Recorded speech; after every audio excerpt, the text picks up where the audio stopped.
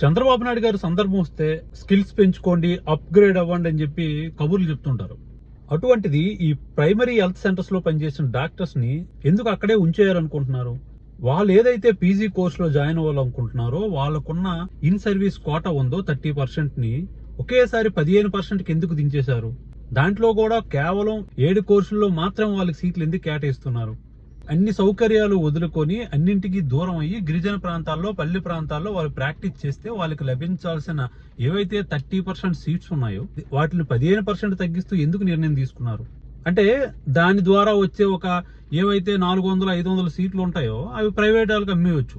Market లో బయటని ఎట్లానో ఒక మెడికల్ కాలేజ్ సీట్ వచ్చి 2 కోట్ల వరకు పలుకుతుంది, దాన్ని బయటకి అమ్మేయచ్చు. ప్రైవేట్ కాలేజ్ వాళ్ళు తెచ్చిన ప్రపోజల్ మీరు యాక్సెప్ట్ చేసి వైద్యులకు అన్యాయం చేస్తున్నారు. అయినా కూడా ఈ ప్రభుత్వం ఏంటంటే ఆ సీట్లు ప్రైవేట్ వాళ్ళకి అమ్మేయాలి, పబ్బం గడుపుకోవాలి, కోట్ల రూపాయలు అర్జించాలనే ఆలోచన తప్ప ఈ డాక్టర్ల పైన కానీ ఈ ప్రజల పైన కానీ ఎటువంటి బాధ్యత లేదు ఈ ప్రభుత్వానికి.